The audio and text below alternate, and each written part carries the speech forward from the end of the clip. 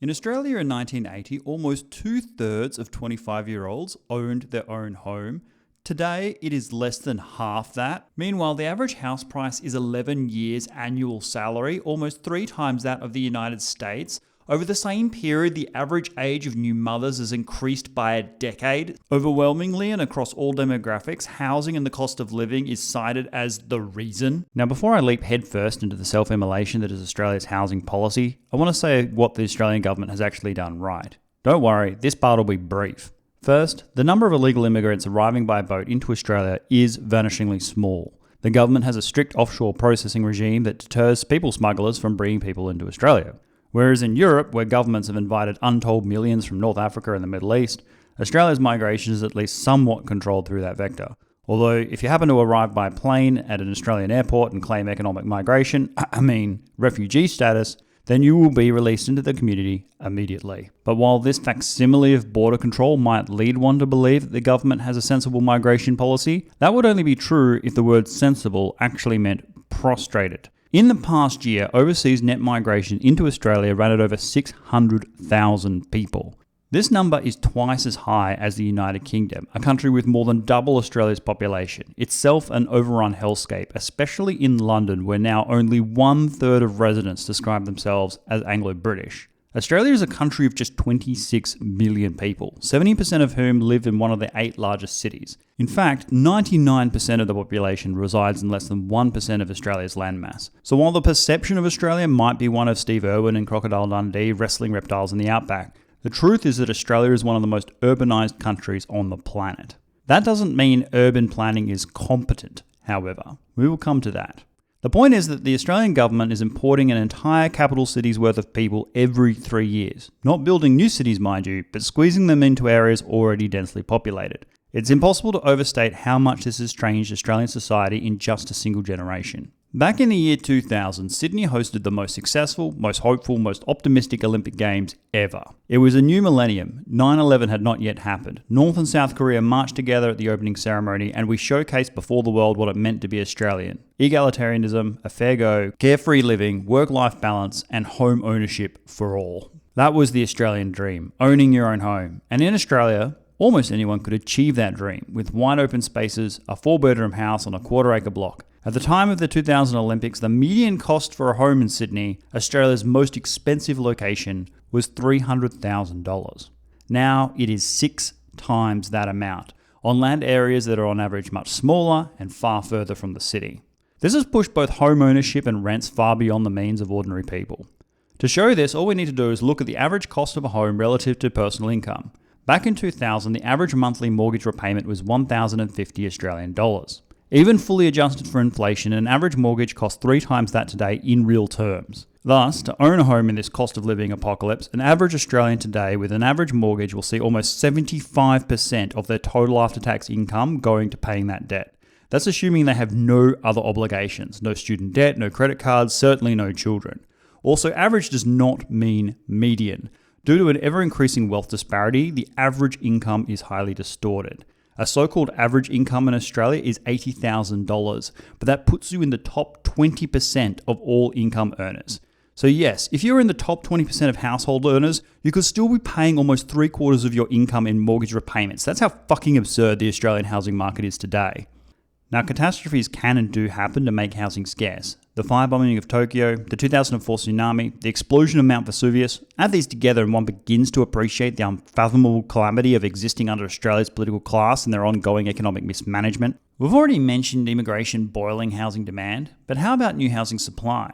In the latest budget, Australia's national government pledged to build 1.2 million new homes over the next 5 years, while bringing in more than twice that number of people in migration. However, even with the government's own plan, they were already critically behind schedule at the time it was even announced. The ink on the budget papers isn't dry, yet projections have already been revised by a full third, lucky if 800,000 homes are built during the same forward estimates period.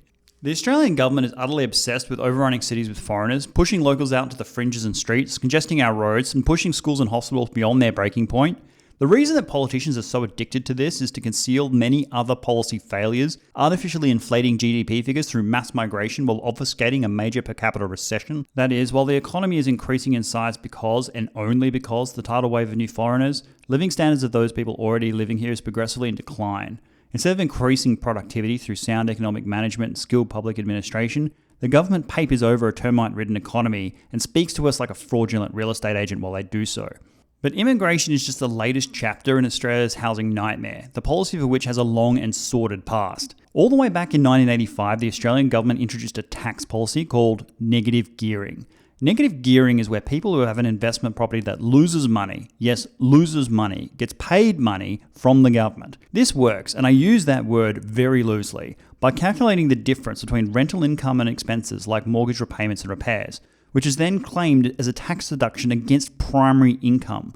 To say this is monumentally stupid is like saying fire is hot. No one in their right mind can believe this to be in the national interest, let alone maintain it uninterrupted in the tax code for 40 years. To be clear, tax deductions and offsets against productive assets are a good thing.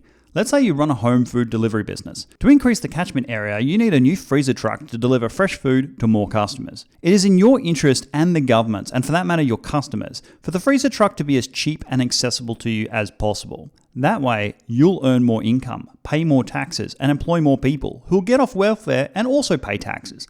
The key word here is productive, something which facilitates economic activity, with the deduction being directly aligned with the income derived from that activity. Negative gearing in property investment, by contrast, is the government policy equivalent of sawing off your own leg just so you can buy crutches. The highest income earners are incentivized to mass purchase property as a means of lowering their taxable income. Leaving the property empty maximizes their income reduction while massively shrinking the government's tax base, while simultaneously driving up the cost of buying and building a home for everybody else. This has led to a wealth transfer from young to old, poor to rich, that is so fast it makes Speedy Gonzalez look like a quadriplegic. Negative gearing is the only tax subsidy in this category. It allows the wealthiest people to avoid paying income tax by purchasing property as a non-productive investment, artificially inflating demand for property and denying housing for own occupants. So while in the name of Holy Jesus, Mother of God, would any politician continue to support this? Is there a rational public policy reason, or is every Australian politician an unfettered Britney Spears? Australian politicians are required to submit a statement of interest that divulges their current investments, business interests, board memberships, and other sources of income. Browsing through these disclosures is extremely tedious. Not many people will. But I, being the People's Minister, have done it for you. Just looking at the current ministers only, 18 have investment real estate properties presently listed on their statement of interest. Almost all of them. This includes, but is by no means limited to, the Minister for Finance, Minister for Home Affairs, Minister for Immigration, the Attorney General, the Deputy Prime Minister, and the Prime Minister. The Minister for Employment, Tony Burke, has 4 investment properties on top of his 2 registered residences. Despite earning 6 or 7 times Australia's average income, the Minister for Employment probably pays taxes as if they're on welfare. In one of the ironies so perverse that Alanis Morissette would sue for copyright, the Federal Treasurer, the person responsible for collecting taxes and delivering the national budget, is one of the very, very few people in the ministry not to own an investment property. It seems the Federal Parliament found the only person in the whole chamber who doesn't understand the federal tax code to be in charge of fixing it. And every person in the ministry owns at least one property, even those that have no investments. Every single one is a homeowner themselves. All of them have direct financial incentive to see Australian property prices continue to rise and for the syphilis-ridden rot that is negative gearing to continue driving up prices unabated. But beyond negative gearing, things got worse again in 2000 when the government introduced an incentive scheme called the First Homeowners Grant. This was a one-time $7,000 contribution for the government for those looking to buy a home for the first time. This single-handedly caused one of the greatest real estate booms in all history as young people scrambled to get on the housing ladder and millions of speculative investors jumped into the market themselves just to exploit them.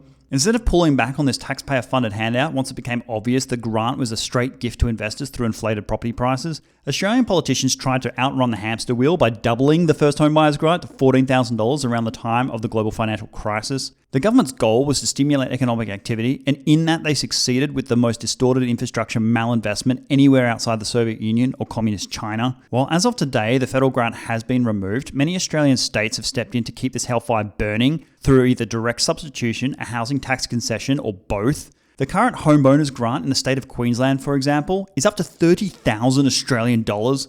The person buying the property is only required to live in it for 6 months after its completion before vacating and claiming the aforementioned negative gearing tax concessions. The stupidity of this is just beyond all words. It means that those who are forced to rent will pay higher taxes twice, first to pay their landlord's grant and then to pay for their negative gearing subsidy from the income tax their landlord won't otherwise pay. If you're an Australian unable to afford a home and struggling with the cost of living, you likely already loathe the government, but trust me, you don't despise them nearly enough. The next reason why you cannot afford to survive in Australia is that high-density housing has been blocked by government ineptitude at every turn in every major city. New housing construction is almost entirely urban sprawl. Take the city of Perth on Australia's western coast. Its metropolitan area currently stretches from Two Rocks in the north to Mandurah in the south, locations that a generation ago were considered holiday destinations.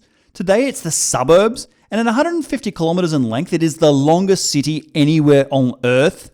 Australian workers are routinely forced to commute well over an hour each way just to get to work. So why is this the case? Do low-income Perth residents love spending 10 times their annual income on a house that's 2 hours driving away down a congested freeway? Is Australia's favourite pastime the painful commute?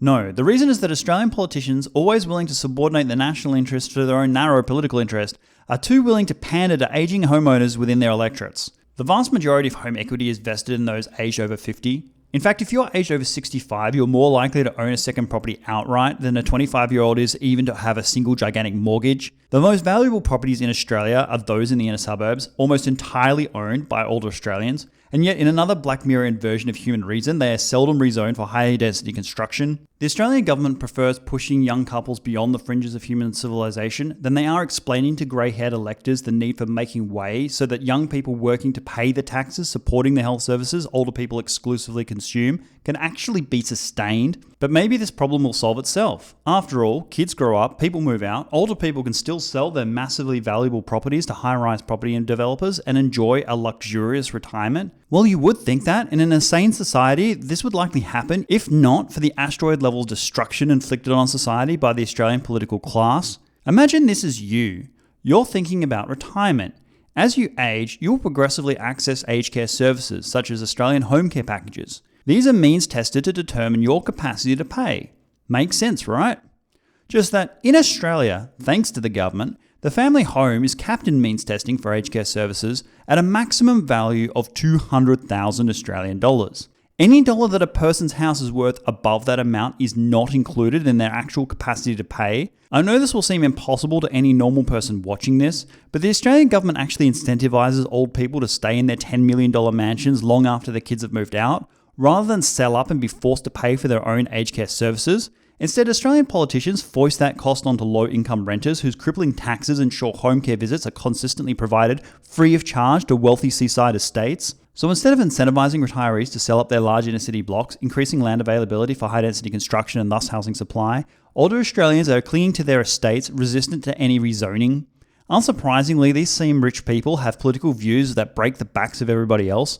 Over the past few elections, there has been a rising proliferation of independents in Parliament, collectively known as the Teals, rising to prominence by promising to increase everyone's power bills for climate change. All Teal members advocate for either massively increasing Australia's migration intake, softening Australia's border controls, or both. They also happen to represent electorates where the income of voters runs at twice the national average. In other words, these are the richest postcodes in the country where guaranteed none of the residents will ever have to deal with the consequences of the policies they advocate.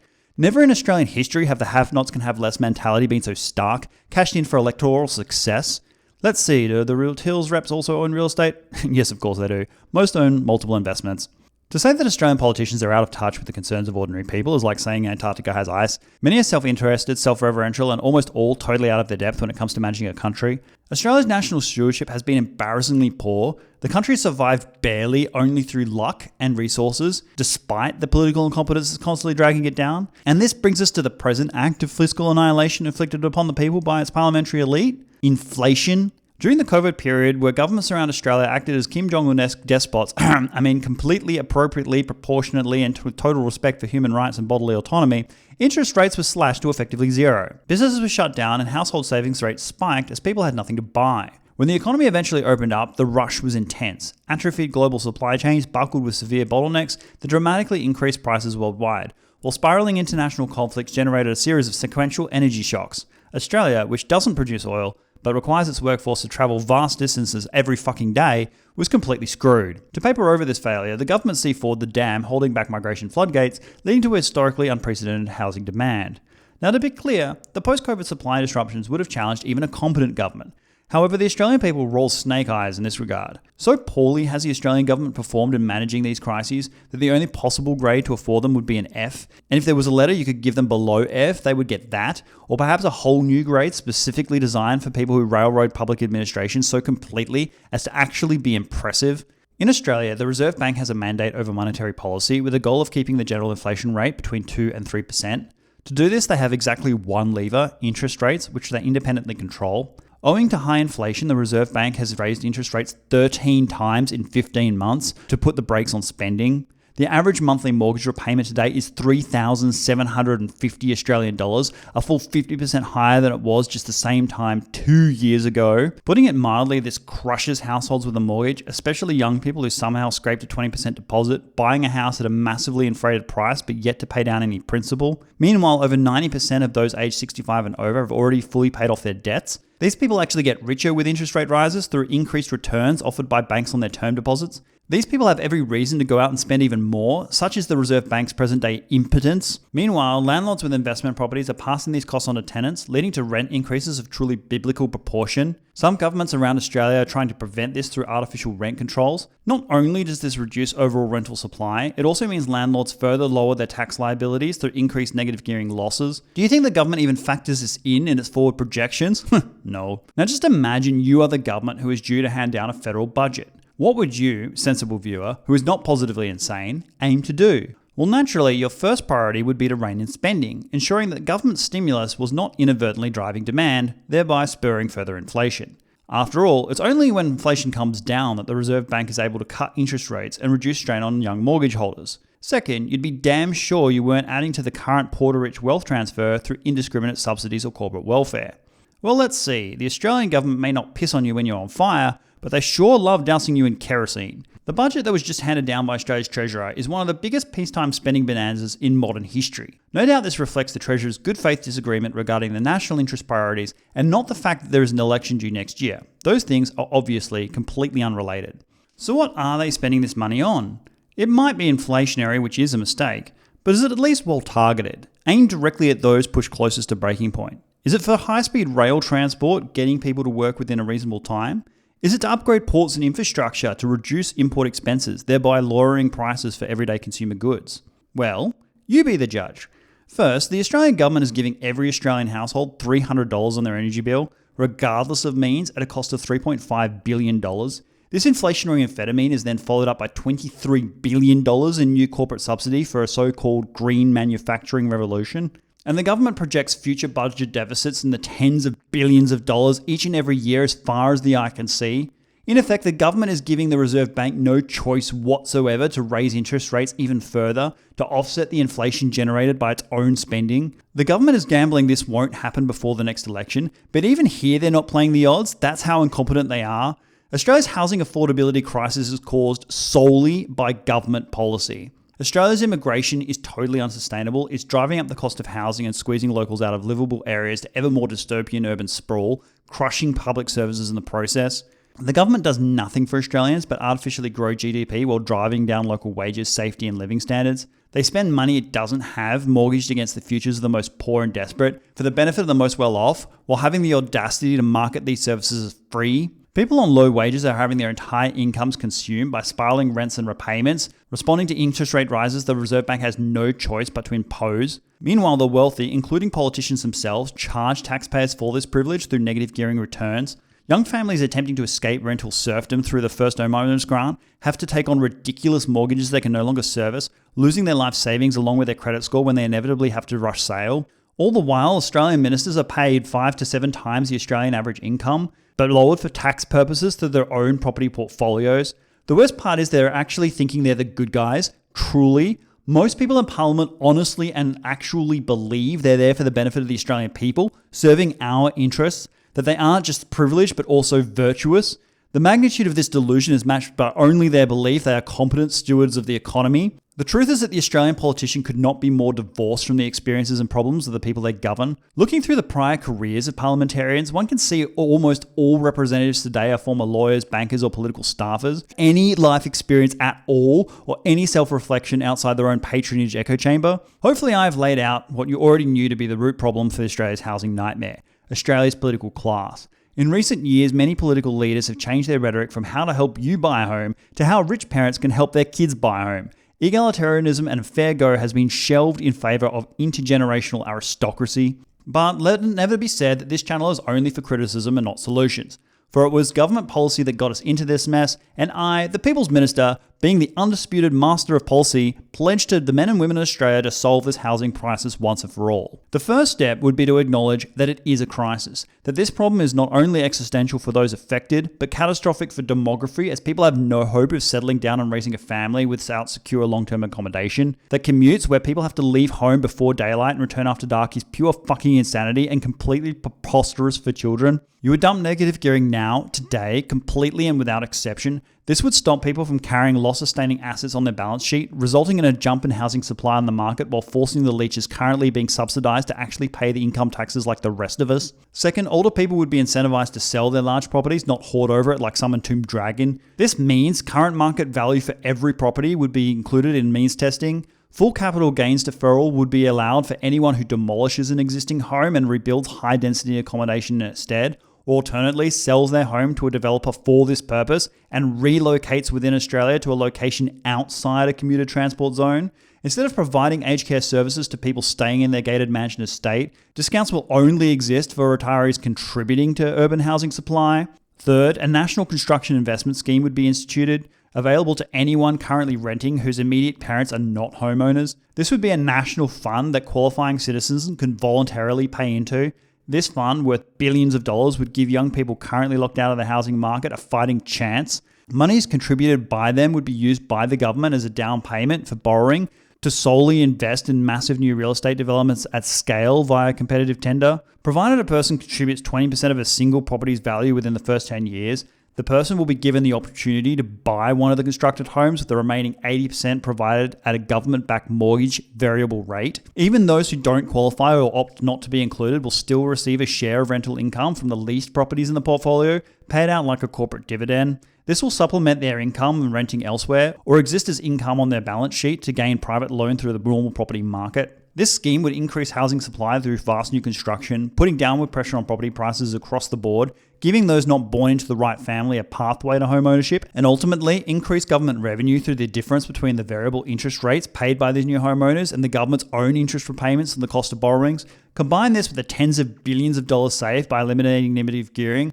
and the government might actually be able to pay for the new parks, schools, and medical centres that would be required to support high-density living. Fourth, Australian politicians will be forced to sell property interests beyond their family home or hand all property investment decisions over to third-party trust over which they have absolutely no control. The idea that policymakers are able to make investments in assets while artificially creating scarcity for those assets is a fucking absurdity that should absolutely be outlawed and criminalised outright. Finally, close the damn borders. Seriously, the government is like a person whose bathroom is flooding. They grab a soggy mop but don't turn off the tap.